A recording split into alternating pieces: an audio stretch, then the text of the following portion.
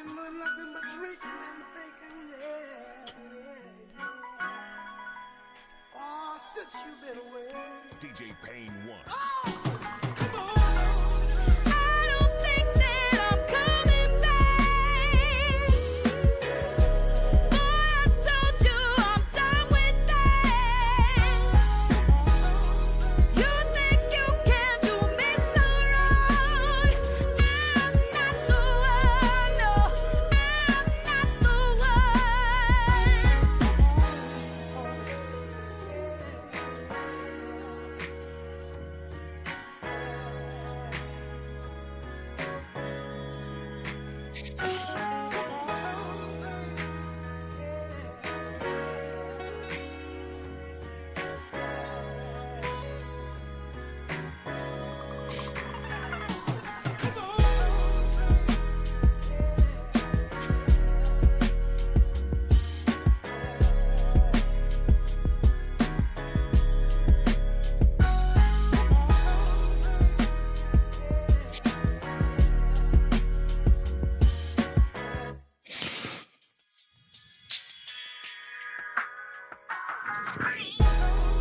I don't think that I'm coming back. Boy, I told you I'm done with that. Yo, what's going on, guys? Welcome to the CEO Sports Show for September 15th, 2025. And on today's episode, we will be talking about the Kansas City Chiefs and why I think there's a serious problem in paradise for the Kansas City Chiefs. We're also going to be talking about the Eagles, Jalen Hurts specifically. And we're going to be talking about everything that's going on with the Cowboys and the Giants game. That game was fantastic. We need to talk about that. So let's get into the Cowboys and Giants game first. Dak Prescott, to me, solidified himself as one of the very best quarterbacks in football with his performance against the New York Giants. I've always felt this way about Dak Prescott. Like, I have him ranked in that 6 to 10 range, but you can legitimately make a case that he's the fifth best quarterback in football. Because my question to that would be, okay, who would you definitively put over him? Who would you definitively put over Dak Prescott outside of Burrow, Mahomes, Allen, Jackson? Outside of that, who are you putting over Dak Prescott? Definitively. I don't think you can make a legitimate case. I think that whatever case you can make the same case for Dak. You might not win that argument, but at the same time, you can make the argument. There is a lot of quarterbacks in that 5 to 12 range that you can have conversations about. But I don't believe that every quarterback in that 5 to 12 range is winning that game for the Cowboys yesterday. What Dak Prescott did was extremely impressive. And the New York Giants are not some bad defense. They have legitimate guys on their defense. And even though they still have legitimate guys on their defense and that pass rush is as good as they come, Dak Prescott was still able to make things happen. Dak Prescott was able to make the throws when he needed to make the throws. He put his team in a position to win, even though it seemed like his team was trying to do everything to not put him in a position to succeed with all the special teams penalties that they have. And I don't also understand why people are acting like this is something new for Dak Prescott. Like, oh my God, he's playing at a really high level. I never seen this from Dak. Well, if you never seen this from Dak, it's because you've been watching football for a year and you started watching football last year. That's why. I mean, Dak Prescott has been doing this for years. He's been playing high level football for years. It's just you have not been opening your eyes and watching the games to see him do this. Matt Ryan said it best on the broadcast for CBS. He said he is one of the most underrated players in the game. And there's no doubt about it. He contributes to winning in a big way for this football team. And I get it, the playoff success. Oh my God, the playoff success. Okay, well, we have Lamar Jackson in the top 3. People think Lamar Jackson's a top 2, top 3 quarterback, and I'm one of those people. So if we're going to start talking about playoff resumes, let's make sure to keep that standard consistent across the board. Because if we're doing that and we're keeping it consistent across the board with playoff resumes, Lamar Jackson, get him out of that top 3. Lamar Jackson, his playoff resume isn't that impressive. He got to the conference championship game. Okay, you played a team that scored 3 points offensively that game. And he didn't even play well in the first half of that game. Like, that was a game in the first half. And then the second half, he turned it on because he has a good football team surrounding him. He has a fantastic football team.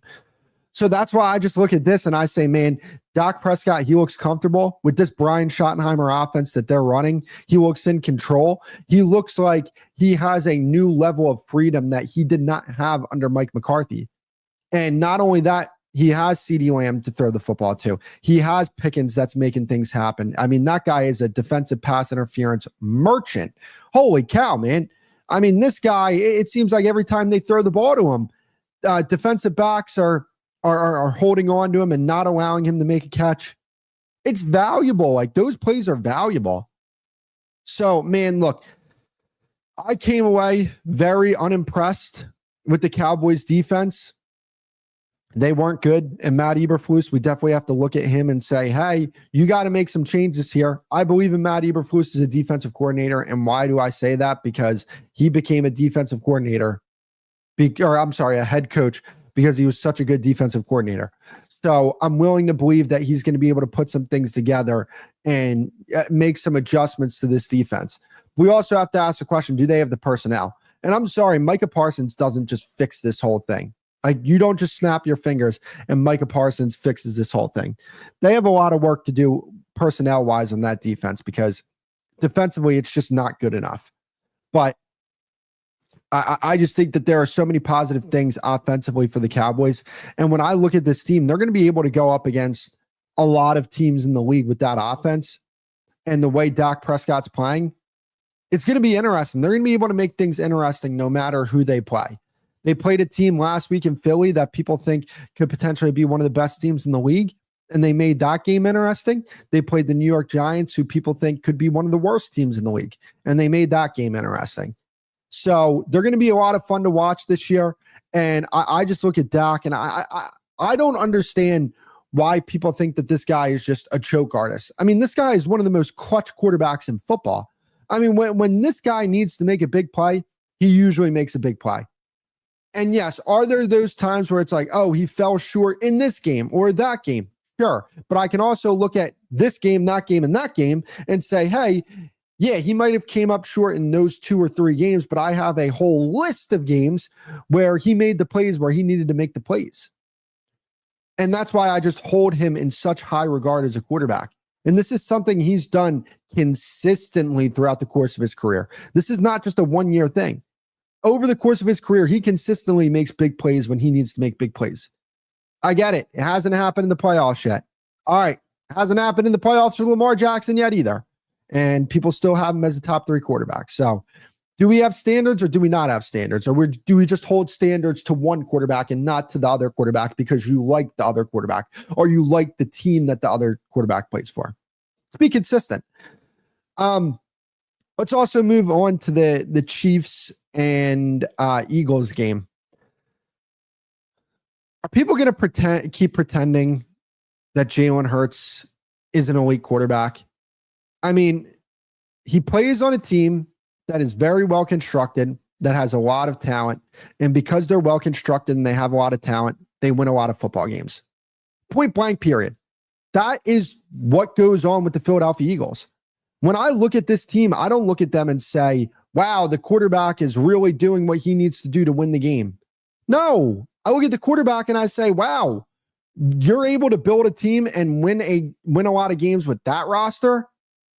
That's really impressive. Because when I look at Jalen Hurts, I'm just so unimpressed by what I see from him.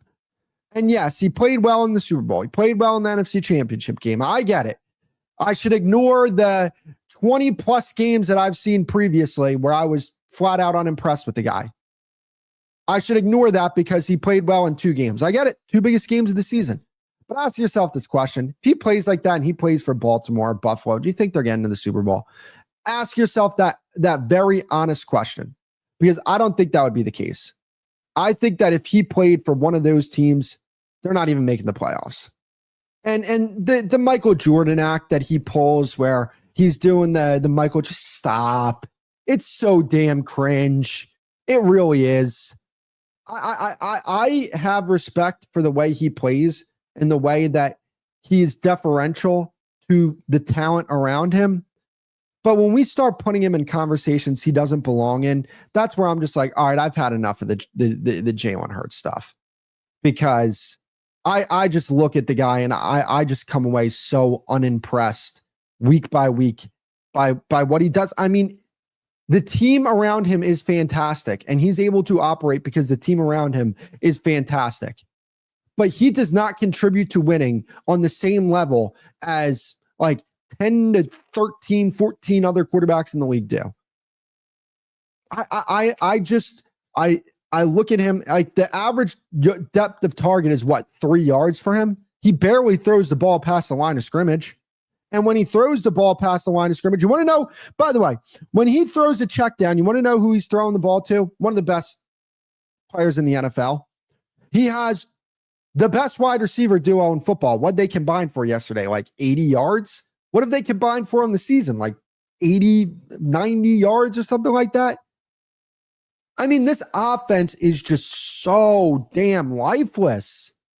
And sure, they were able to win yesterday because the Kansas City Chiefs offense is really, really bad. They have no talent on it, and they kept giving the offense for the Eagles the ball back. And yeah, they were able to. And here's the thing, right?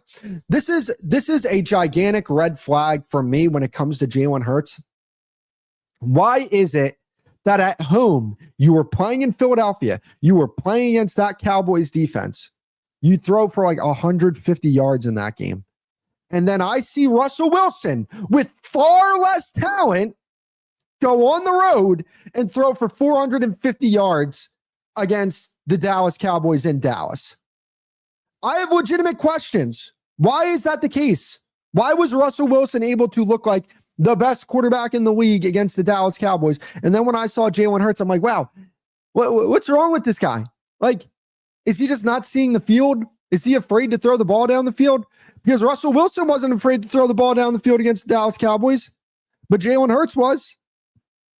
And I mean, like, when you look at what he did in 2023, right?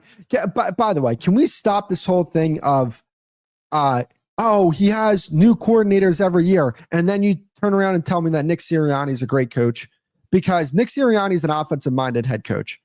And when you have an offensive-minded head coach, guess what? He is supposed to call the plays for the offense. It shouldn't be a situation where the guy has a new offensive coordinator every single year. You should have your offensive-minded head coach be able to come up with plays for your team, right? Like that, isn't that what's supposed to happen? I mean, that's how I think this is supposed to go. Your offensive-minded head coach is supposed to call the plays so that you're not consistently going through coordinators year in and year out, year in and year out, year in and year out. I look at this team and I say, wow, they built a great roster. And because they built a great roster, they're able to get away with some of the flaws that they have structurally, with the fact that their quarterback is mediocre and the fact that their head coach is, to me, just a guy. That's how good of a team they built, to where the head coach and the quarterback, they could be mediocre and they'll still win a lot of games. Now we'll see this year, because I'm not as high. What I saw yesterday from them, I mean, look,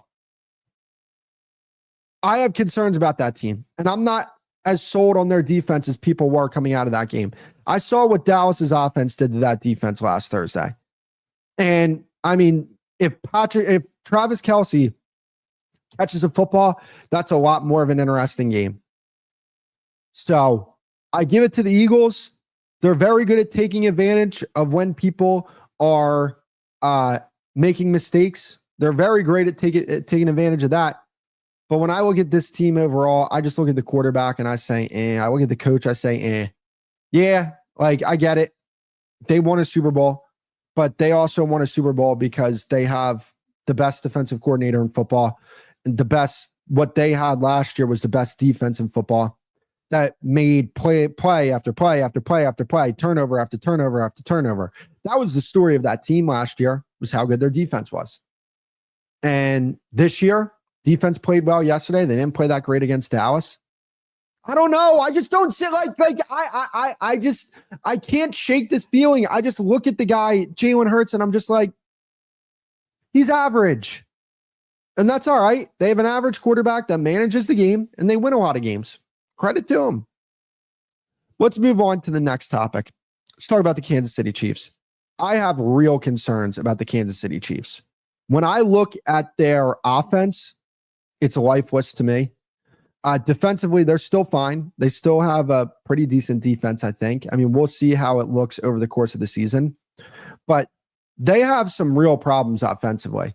And I don't think they're problems that are going to get solved in a season. I thought going into the year that this offense was going to be a lot more explosive because they had Xavier Worthy, they had Rashee Rice, they had Marquise Hollywood Brown. But now, I mean, Rashee Rice is going to be out for, I think, another 4 games. You have Xavier Worthy that's on the bench. He got hurt last week. And I think overall, when it comes to this football team, you look and you just say, okay, Patrick Mahomes, what is going on here? Like that's another thing I have to add to this. Like he's missing throws that he should be making. I'm kind of concerned about Patrick Mahomes. Like, I'm not going to lie to you. When I watch him play, I'm just like, man, it's just not the same. It's not the same that we've seen from 2018. It's not the same that we've seen from even 2022. He's not the same guy. Now, can he turn back into that guy? I think so. I mean, he's still young enough. I don't think he's washed or anything, but it just looks so much more different than it did earlier in his career. And it shouldn't look different. It should be, hey, like you looked great at the beginning of your career. Now you need to be on the path to be one of the greatest of all time with the type of resume that you made for yourself in the first few years of your career. And I just don't see that from Mahomes right now. I don't see the guy that we saw in 2018 through 2022. I see him missing throws. I see him missing reads as well. I mean, they brought a safety blitz and he had Juju Smith-Schuster. I think that was on a drag or a slant or one of those routes. It was wide open. Why didn't you throw the ball there? You're supposed to throw the ball into the blitz. I mean, look, I get it. I'm sitting here with a mic in front of me and a camera. It's not like I'm some quarterback expert. But when I see that, I know that you're supposed to throw the ball in the blitz. I see Juju Smith-Schuster wide open. I see Tom Brady saying you have to hit that. So I think that I'm justified in my opinion by saying you need to get the ball to Juju Smith-Schuster in that spot. I'm worried. I'm worried about Patrick Mahomes and the Chiefs. I'm worried, especially for this year. I mean, there's some real juice in that AFC West. The Denver Broncos look legit. The Los Angeles Chargers, they look like a team that can make some noise. The Raiders, maybe. And I didn't think that coming in the year. I had the Chiefs winning the Super Bowl this year because they had Patrick Mahomes and Andy Reid. But when I look at this team, them in a Super Bowl, I think it's further away than it's ever been for that organization. And I don't like saying this. I don't hate the Chiefs. I have nothing against the Chiefs. I have a tremendous amount of respect for that organization. I have a tremendous amount of respect for Andy Reid and Patrick Mahomes. There's absolutely zero hate in my heart for the Kansas City Chiefs. But when I look at this team, I just see a team that they're bland. You just look at them, they're like, they're kind of lifeless. I mean, for as close as that game was yesterday, did you ever think they were going to win that game? Even when they were driving down the field. I mean, lack of execution on the goal line with Travis Kelce, that's uncharacteristic. Travis Kelce is, I mean, let's just call it what it is. He's old. He's not the same guy that he used to be. Not even close to the same guy he used to be. And that was such a special connection that they had with Patrick Mahomes and Travis Kelce. And they don't have that connection anymore. It's not there. And it's concerning. There's no ifs, ands, or buts about it. But we're going to have to cut the show short today. I have a lot of things that I have to do. I woke up way later than I anticipated, but felt like we got some good segments here today. Please make sure to hit that like button, subscribe. I appreciate you guys for coming out. Make sure to check out the other shows on Kretschman Media, and I will see you guys in the next episode.